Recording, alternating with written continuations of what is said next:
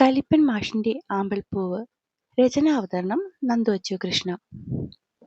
പറയ്, ദത്തെടുക്കാൻ വന്നതാണോ? പിന്നെയും ആ ചിരി കേട്ടതും അവളുടെ കവിളുകൾ കുടം പോലെ വീർത്തു. ഉണ്ടക്കണ്ണുകൾ ഒന്ന് കുറുകി, ചുണ്ടുകൾ കൂർത്തു.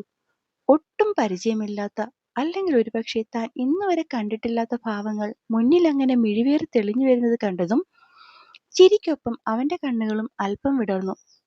ആഹാ, ഇത് കൊള്ളാമല്ലോ. അപ്പൊ പൂച്ചക്കുട്ടിക്കും ദേഷ്യം വരും. Not bad. അവന്റെ ഉള്ളം പിന്നെയും വല്ലാത്തൊരു സന്തോഷത്തിലായി. ഒരു ചോദ്യം തന്നെ എത്ര വട്ടം ചോദിപ്പിക്കും അമലു? ഇത്തവണ കസേരയിൽ കയ്യും കുത്തി നിന്നവൻ അവിടെ നിന്നും അവൾക്കൊപ്പം അല്പം കൂടി നീങ്ങി നിന്നാണ് ചോദിച്ചത്. കിങ്ങിണിയെ എനിക്ക് തരാമെന്ന് ടീച്ചർ പറഞ്ഞല്ലോ. ഇടയ്ക്കിടെ വിട്ടുപോകുന്നുണ്ടെങ്കിലും ശബ്ദം അത്രയും പമ്മിയതാണെങ്കിലും അവൾ പറയുന്നതൊക്കെ അവൻ കേൾക്കുന്നുണ്ടായിരുന്നു. ടീച്ചർ തരാമെന്ന് പറഞ്ഞിട്ടുണ്ടെങ്കിൽ അത് ടീച്ചറുടെ കയ്യിലുള്ള പൂച്ചകുഞ്ഞുങ്ങളെയാവും, അല്ലാതെ കിങ്ങിണിയെ ആവില്ല. അവളെ നോക്കുന്നില്ല എന്ന വ്യാജേന അവൻ മറ്റെവിടെയും നോക്കിക്കൊണ്ട് പറഞ്ഞു. എനിക്ക് കിങ്ങിണിയെ മതി. എന്താ? ഞാൻ കേട്ടില്ല. എനിക്കെന്റെ കിങ്ങിണിയെ മതി. കുറച്ചു മുന്നേ കണ്ട ഭാവങ്ങളൊക്കെ നിമിഷം കൊണ്ട് മാറി. ആ മുഖമാകെ സങ്കടം നിറഞ്ഞു. അങ്ങനെയാണെങ്കിൽ അവൻ ചൂണ്ടുവിരൽ താടിയിൽ മുട്ടിച്ച് ആലോചിക്കും പോലെ ആകാശത്തേക്ക് നോക്കി ഒരു നിമിഷം നിന്നു. എന്തായാലും കിങ്ങിണിയെ വേണോ, അപ്പൊ എന്നോട് വേണം ചോദിക്കാൻ. വല്ലാത്തൊരു കുസൃതിയിൽ അവൻ പിന്നെയും നിന്ന് കളിച്ചു. ഇനിയിപ്പം നേരിട്ട് അവനോട് ചോദിക്കാതെ നിവർത്തിയില്ല എന്നൊരവസ്ഥയിലേക്ക് അവൻ അവളെ കൊണ്ടെത്തിച്ചു. ആമ്പലു മെല്ലെ നടന്ന് അവനരികിലേക്ക് എത്തി. ഹരന്മാഷിന് പൂച്ചനെ ഒന്നും ഇഷ്ടമല്ലല്ലോ, അപ്പോ എനിക്കതിനെ തന്നൂടെ? ഓരോ വാക്കും തന്നോട് പറയാൻ അത്രയും കഷ്ടപ്പെടുന്നവളെ നോക്കി ഏതൻ അല്പനേരം നിന്നു. താൻ അത്രയും കഷ്ടപ്പെട്ട് പറഞ്ഞിട്ടും ഒരു വാക്കുപോലും മറുപടി കിട്ടാതെ വന്നപ്പോഴാണ് അവൾ തലയൊരൽപ്പം ഉയർത്തിയത്. നോക്കുമ്പോൾ കാണുന്നത് അവളെ തന്നെ നോക്കി നിൽക്കുന്നവനെയാ. പെട്ടെന്ന് ആ കണ്ണുകൾ താന്നു. ശരീരത്തിലാകെ പടർന്ന വിറയൽ പരിഭ്രമത്തിലേക്കും പരവേശത്തിലുമൊക്കെ മാറാൻ അധിക നേരമൊന്നും വേണ്ടി വന്നില്ല. കൈവിരലുകൾ പിണച്ച് പരിഭ്രമത്തോടെ നിൽക്കുന്നവളെ കണ്ടപ്പോഴാണ് താൻ ഇത്രയും നേരം അവളെ നോക്കി നിൽക്കുകയായിരുന്നു എന്നൊരു തിരിച്ചറിവ് അവനും വന്നത്. അതിന്റെ ഒരു വെപ്രാളം അവനിലും ഉണ്ടായി. അമലു, റിലാക്സ്. ശ്വാസം ഒന്ന് വലിച്ചെടുത്തുകൊണ്ടവൻ മെല്ലെ അവളോട് പറഞ്ഞു. താൻ ഇങ്ങനെ എന്നെ പേടിക്കല്ലേ. തന്റെ ഈ ഭയം കാണുമ്പോൾ ചെയ്തു പോയ തെറ്റുകളൊക്കെ വീണ്ടും വീണ്ടും വന്ന് കുത്തി നോവിക്കുന്ന പോലെയാണ്.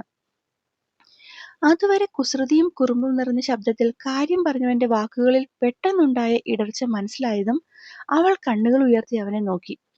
ഒരേറ്റുപറച്ചിൽ നിന്റെ മുന്നിലത് ആദ്യമായിട്ടാണെങ്കിലും മനസ്സിൽ അതിനു മുന്നേ 1000 വട്ടം നിന്നോട് ഞാൻ മാപ്പ് പറഞ്ഞിട്ടുണ്ട് അമലു.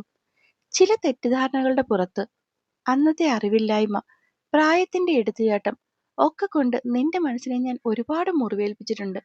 എല്ലാത്തിനും നീ എന്നോട് ക്ഷമിക്കണം. എന്നു മുതലേ അവളോട് പറയാൻ വേണ്ടി പലപ്പോഴായി കരുതി വെച്ചതൊക്കെ അവൻ ആ നിമിഷം പറയാൻ ശ്രമിക്കുകയായിരുന്നു. അതേസമയം മുന്നിൽ നടക്കുന്നതൊക്കെ സത്യമാണോ മിഥ്യയാണോ എന്നറിയാത്ത മായക്കാഴ്ച പോലെയാണ് ആ അങ്കലാപ്പിൽ അമലു. അവൾ കണ്ണീരോടെ അവനെ കണ്ണടച്ചു തുറന്നു നോക്കി. കയ്യും കൂപ്പി തന്നോട് മാപ്പ് പറയുന്നവനെ കണ്ട് വല്ലാത്തൊരു അന്താളിപ്പോടെയാണ് അമലു ആ നിമിഷം നിന്നത്. എനിക്കറിയാം നിനക്ക് പെട്ടെന്നൊന്നും എന്നോട് മാപ്പാക്കാൻ പറ്റില്ലെന്ന്. പക്ഷെങ്കിൽ ഇനിയെങ്കിലും നീ അതിനൊന്ന് ശ്രമിക്കണേ. ഈറനായി തുടങ്ങിയ അവന്റെ കണ്ണുകൾ കണ്ടതും അവൾ ഒന്ന് ഞെട്ടി. സോറി, ചെയ്തു പോയ എല്ലാത്തിനും. അവൻ പിന്നെയും പറഞ്ഞതും കേൾക്കാൻ പാടില്ലാത്ത എന്തോ കേട്ട പോലെ അവൾ തല വെട്ടിച്ചു. അവളുടെ ആ പ്രവൃത്തി കണ്ടതും ഏതൻ വല്ലാതെയായി. അവൾ തല വെട്ടിച്ചതിനെ അവൻ അവളുടെ ഇഷ്ടക്കേടായിട്ടാണ് കണ്ടത്. ഞാൻ പണ്ട് ഒരുപാട് വിഷമിപ്പിച്ചതാണ്. അതാകും അവൾക്ക് തന്നോട് ക്ഷമിക്കാൻ കഴിയാത്തത്. പിന്നെന്തോ അവൻ അവിടെ നിൽക്കാൻ തോന്നിയില്ല. അവൻ ഒരിക്കൽ കൂടി അവളെ നോക്കിക്കൊണ്ട് പെട്ടെന്ന് അകത്തേക്ക് നടന്നു. അപ്പോഴും വല്ലാത്തൊരവസ്ഥയിലായിരുന്നു അമലു. ഒരിക്കൽ അവനിൽ നിന്നും ഇങ്ങനെയൊന്നും പ്രതീക്ഷിച്ചിട്ടില്ല.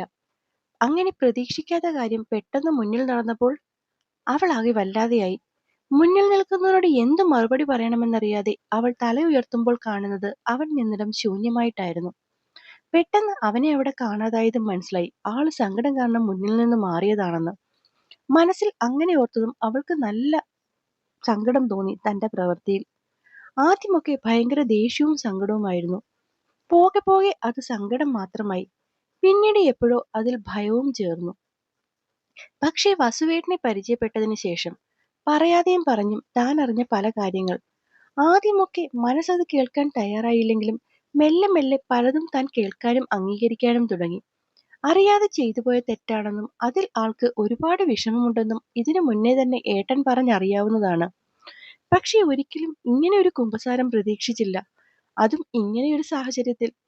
തന്നെ നോക്കി അത്രയും സങ്കടത്തിൽ സംസാരിച്ചപ്പോഴെങ്കിലും തനിക്ക് ദേഷ്യമൊന്നുമില്ലെന്ന് പറയാമായിരുന്നു. ഇതിപ്പോ താൻ മിണ്ടാതിരിക്കുമ്പോൾ ആള് നേരെ സ്കൂളിലേക്കാകുമോ പോയിട്ടുണ്ടാവുക? അങ്ങനെയാണെങ്കിൽ സാറിനെ ഇനി എന്ന് കാണും? ശോ, എന്താ അമലു ചെയ്തേ? മനസ്സിലേക്ക് പിന്നെയും പിന്നെയും അവന്റെ കണ്ണുകൾ തെളിഞ്ഞു വന്നതും അവൾക്ക് തന്നോട് തന്നെ വല്ലാത്തൊരു ദേഷ്യം തോന്നി. സങ്കടത്തോടെ അവൾ പുറത്തേക്ക് നടക്കാൻ തുടങ്ങിയപ്പോഴാണ് പിന്നിൽ നിന്നും ഒരു കുഞ്ഞു ശബ്ദം കേൾക്കുന്നത്. മ്യാവ്. അവൾ തിരിഞ്ഞു നോക്കുമ്പോൾ കാണുന്നത് കയ്യിൽ അവളുടെ കിങ്ങിണിയുമായി ഇറങ്ങി വരുന്ന ഏതനെയാണ്. ആ നേരം തന്റെ കിങ്ങിണിപ്പൂച്ചയെ കണ്ടതിലും അധികം സന്തോഷം അവനെ കണ്ടപ്പോഴാണ് അവൾക്ക് തോന്നിയത്. തന്റെ അടുത്തേക്ക് വന്ന് പൂച്ചക്കുഞ്ഞിനെ അവൾക്ക് നേരെ നീട്ടുമ്പോൾ അവളുടെ കണ്ണുകൾ തങ്ങി നിന്നത് ആ മുഖത്താണ്. കുറച്ചു മുന്നേ കണ്ട ചിരിയോ സന്തോഷമോ ഒന്നും അവിടെയില്ല.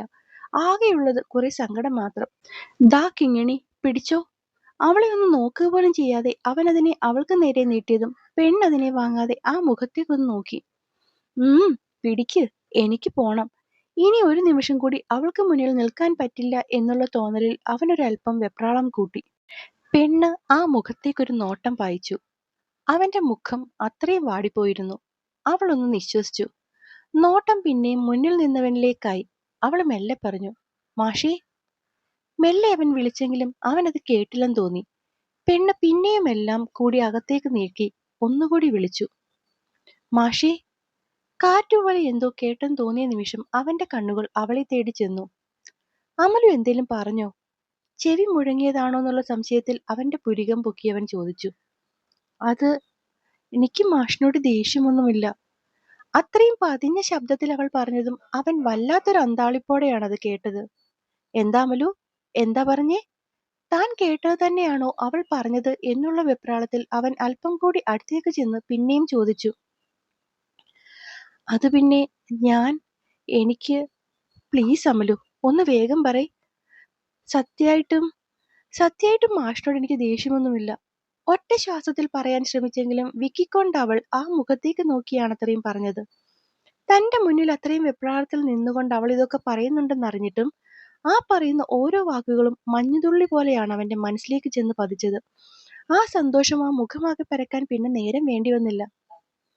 അമലു, അമലു. എന്തോ? പെണ്ണൊന്ന് ഞെട്ടി അവളെ നോക്കി. അത് നീ പറയുന്നതൊക്കെ നേരാണോ? ശരിക്കും നിനക്കെന്നോട് ദേഷ്യമൊന്നുമില്ലേ? ഒന്നുകൂടി ഉറപ്പിക്കാൻ വേണ്ടി അവനെല്ലാം കൂടി അടുത്തേക്ക് നീങ്ങി നിന്നോണ്ട് ചോദിച്ചു. അവൾ മെല്ലെ മുഖം ചലിപ്പിച്ചു. ദേഷ്യം നേരത്തെയുമില്ലായിരുന്നു. അവളുടെ ശബ്ദം താന്നു. സങ്കടമായിരുന്നു. ആ ശബ്ദം പിന്നെയും പതിഞ്ഞു. അവന്റെ മുഖത്തെ സന്തോഷം കെട്ടു. മുന്നത്തേതിലും ആ മുഖം വാടി. പക്ഷേ ഇപ്പോ അതും മാറി. അവന്റെ മുഖം മാറിയെന്ന് കണ്ടതും അവൾ പെട്ടെന്ന് പറഞ്ഞു, ശരിക്കും മാറിയോ? അതോ വെറുതെ പറയുന്നതാണോ? ആശങ്കയോടെ അവൻ പിന്നെയും ചോദിച്ചു. ഗണേശ സത്യം, ഒക്കെ മാറി. അവൾ അവനെ നോക്കി മെല്ലെ പുഞ്ചിരിച്ചു. അത്രയും മനോഹരമായ അവളുടെ പുഞ്ചിരി അന്ന് ആദ്യമായാണ് ഏതൻ കാണുന്നത്. ഒരുപക്ഷെ അവളെപ്പോലും ഇത്രയും അടുത്തവൻ ഇന്നാകും കാണുന്നത്. അവന്റെ കണ്ണുകൾ വിടർന്നു. മുഖം സന്തോഷം കൊണ്ട് തിളക്കമാർന്നു. ഈ പറഞ്ഞതൊക്കെ നേരാണല്ലോ അല്ലേ? വിശ്വാസം ഉറപ്പിക്കാൻ വേണ്ടി എന്നോണം അവൻ ഒരിക്കൽ കൂടി ഉറപ്പിച്ചു. ഞാൻ വിശ്വസിച്ചോട്ടെ? താങ്ക്സ് അമലു, താങ്ക്സ് എലോട്ട്. അവൻ അവളുടെ കയ്യിൽ പിടിച്ച് തന്റെ സന്തോഷം അറിയിച്ചു. പക്ഷെ പെട്ടെന്നുള്ള അവന്റെ ആ പ്രവൃത്തിയിൽ പെണ്ണ് ഞെട്ടി പിന്നിലേക്ക് നീങ്ങി. അപ്പോഴാണ് അവനും ചെയ്തതിനെ പറ്റി ആലോചിക്കുന്നത്. സോറി, അത് ഞാൻ പെട്ടെന്ന് ഈ സന്തോഷം കൊണ്ട്. ചമ്മിയ മുഖം ഒളിപ്പിക്കാൻ ശ്രമിച്ച് പരാജയപ്പെട്ടവൻ അവളെ നോക്കി കണ്ണു ചിമ്മി. ആ ഭാവം കണ്ടതും അവളും ചിരിച്ചുപോയി. മ്യാവ്.